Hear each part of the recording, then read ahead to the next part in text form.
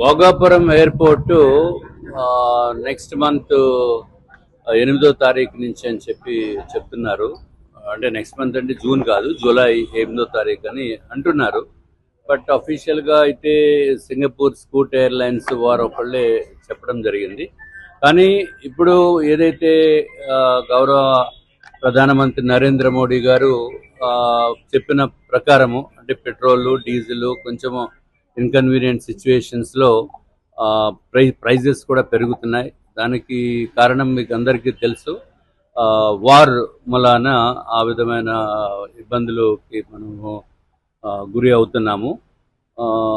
ఇప్పుడు భోగాపురం ఎయిర్పోర్ట్లో మీరు పాత అనాలిసిస్ చూసుకుంటే 2025 1 జనవరి నుంచి 31 డిసెంబర్ వరకు 29,93,000 మంది ప్యాసింజర్స్ విశాఖపట్నం ఎయిర్పోర్ట్ నుంచి వాడటం జరిగింది.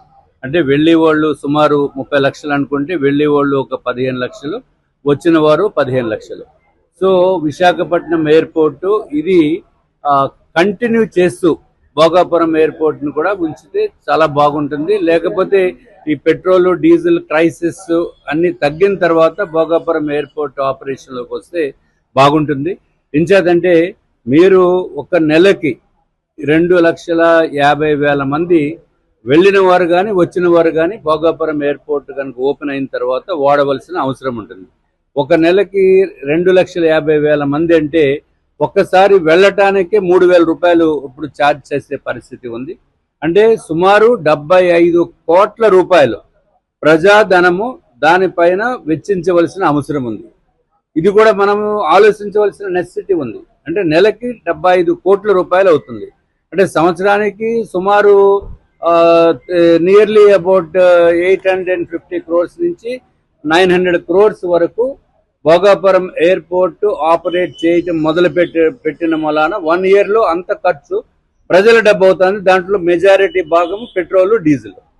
ఇది కూడా మనం చూడవలసిన అవసరం ఉంది. ఎట్లాగా భోగాపురం ఎయిర్పోర్ట్కి 10 years నాకున్న సమాచారం ప్రకారము 10 years మారిటోరియం ఉంది. వాళ్ళు భోగాపురం ఎయిర్పోర్ట్ ఆపరేట్ చేసిన వారు ఎవరికి కూడా స్టేట్ గవర్నమెంట్కి డబ్బులు ఏమి వచ్చేది ఏమి కాదు. వాళ్ళకి ఎలాగా 10 సంవత్సరాలు ఉంది కాబట్టి ఇంకొక 6 months ఇంకొక 1 year పోస్ట్పోన్ చేస్తే బాగుండేది. అది ప్రజల అభిప్రాయం. ఇది మీరు ఎవరినైనా అడగండి. మీకు వైజాగ్ ఎయిర్పోర్ట్ ఆపరేషన్లో ఉంటే బెటరా లేకపోతే భోగాపురం అంటే మీరు డెఫినెట్గా ఇప్పుడు ఏదో స్టీల్ ప్లాంట్ నుంచో లేకపోతే హెచ్పిసిఎల్ నుంచో ఉన్నవాళ్ళు, గాజువాక్ నుంచి ఉన్నవాళ్ళు ఇప్పుడైతే మనం ఒక 15-20 minutesలో ఎయిర్పోర్ట్కి వెళ్ళేదానికి అవకాశం ఉంది.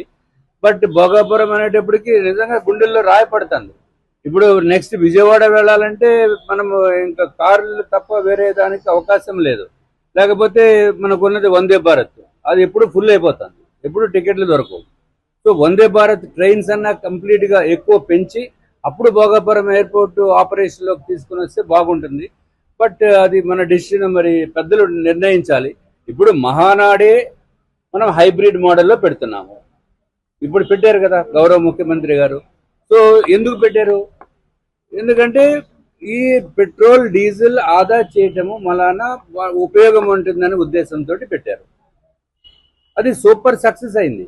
ఇప్పుడు అట్లాగే ఇంత మహానగరం కింద విశాఖపట్నం అభివృద్ధి చెందుతున్న టైంలో భోగాపురం ఎయిర్పోర్ట్తో పాటు విశాఖపట్నం ఎయిర్పోర్టు 62 సంవత్సరాల నుంచి ఇది ప్రజల వాడుకలో ఉంది. ఒక్కసారి డిఫెన్స్కి ఇచ్చేస్తే 62 సంవత్సరాల తర్వాత కాపురం చేసిన తర్వాత డైవర్స్ ఇస్తే ఏ విధంగా ఉంటుందో ఆ విధంగా ఉంటుంది. కనీసం కొన్ని ఎయిర్లైన్స్ అన్న ఇక్కడ అంటే విశాఖపట్నం టు హైదరాబాద్, విశాఖపట్నం టు విజయవాడ, తిరుపతి ఇటువంటి ప్లేసెస్ కొంచెం ఒక మార్నింగ్ 2 hours, ఈవినింగ్ 2 hours ఉంటే ఇక్కడ నేవీ ఎయిర్పోర్ట్కి ఏ విధమైన ఇబ్బంది ఉండదు.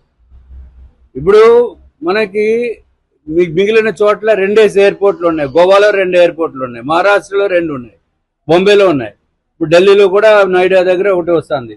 సో అన్ని చోట్ల ఉంటూ మనం ఇక్కడ ఆంధ్ర రాష్ట్రంలో బ్రహ్మాండంగా అభివృద్ధి చెందుతున్నప్పుడు డెఫినెట్గా 2 ఎయిర్పోర్ట్స్ ఉండటంలో తప్పు ఏమి లేదు, డెఫినెట్గా ఉండాలి.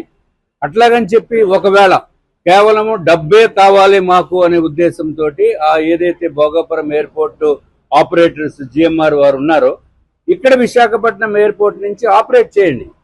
అక్కడ మీకు యూజర్ డెవలప్మెంట్ ఫీజు అని ఉంటుంది, ఒక్కొక్క ప్యాసింజర్ దగ్గర. ఆ డబ్బులు ఏదో కావాలంటే ఇక్కడి నుంచే కట్టుకోండి. ఒక పక్కన మనకి పెట్రోల్ డీజిల్ ఆదా అవుతుంది. ఆ విధంగా కూడా ఆలోచించవలసిన అవసరం ఉంది అని చెప్పి నేను తెలియజేసుకుంటున్నాను. మీరు ఎవరినైనా అడగండి.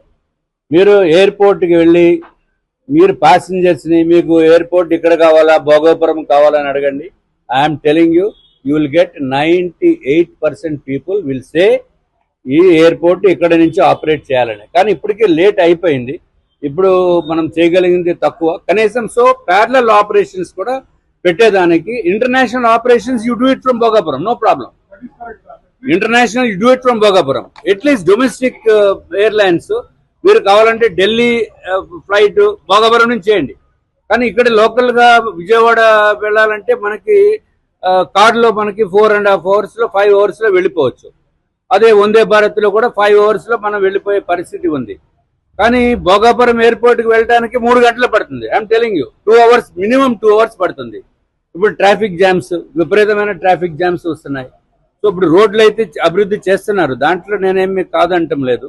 అట్లాగే బీచ్ కారిడార్ అన్న కంప్లీట్ అయ్యే వరకు మనకి భోగాపురం ఎయిర్పోర్ట్ కొంచెం అక్కడ కొంచెం ఇక్కడ ఆపరేట్ చేస్తే పంపులు ఏం మునిగిపోవు, ప్రజలకు ఉపయోగము, పబ్లిక్ కూడా ఉపయోగము, పెట్రోల్ ఆదా అవుతుంది, డీజిల్ ఆదా అవుతుంది, మన ఫారెన్ ఎక్స్చేంజ్ కూడా మనకి ఆదా అవుతుంది అని చెప్పి నేను తెలియజేసుకుంటాను.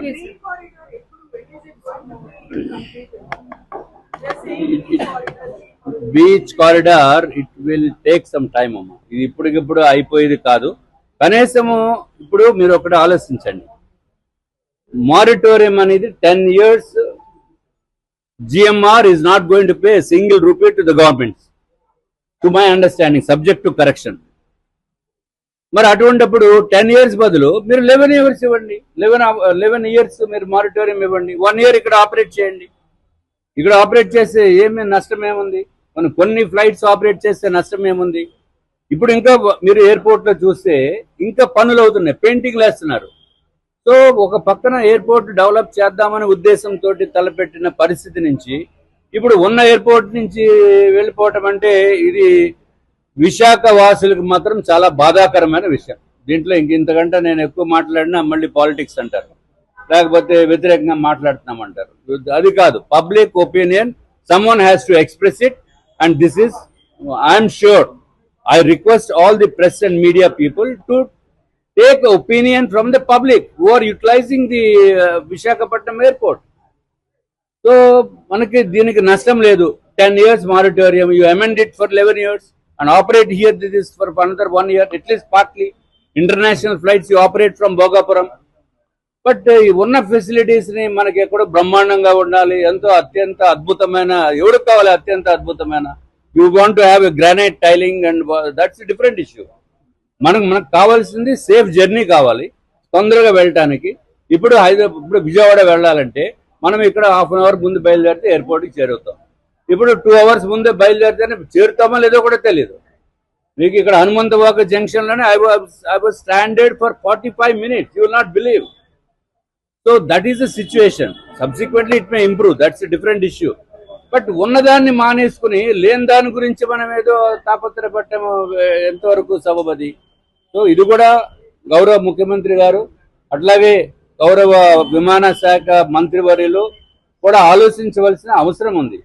మనకి అసలు విశాఖపట్నం ఎయిర్పోర్ట్ లేకపోవడం ఏంటండి? ఓ పక్కన గూగుల్ సంస్థ ఉంది, వైజాగ్ అద్భుతంగా డెవలప్ అవుతుందని చెప్పి విశాఖపట్నము ఆంధ్ర రాష్ట్రంలో ఒక పేరు ప్రఖ్యాత కలిగిన ప్రదేశము, ఊరు. వాళ్ళు వైజాగ్లో ఎయిర్పోర్ట్ లేదంటే ఎంత చిన్నతనం కింద ఉందో నాకే చాలా బాధగా ఉంది. Very honest with you. 62 years కాపురం చేసిన తర్వాత ఇప్పుడు డైవర్స్ ఏంటండి? దాని అర్థం ఉందా? అట్లీస్ట్ డైవర్స్ వద్దు, కనీసం కొంచెం ఏదో కలిసిమెలిసి ఉందామన్నట్టు అన్నా దట్స్ బెటర్. ఓకే.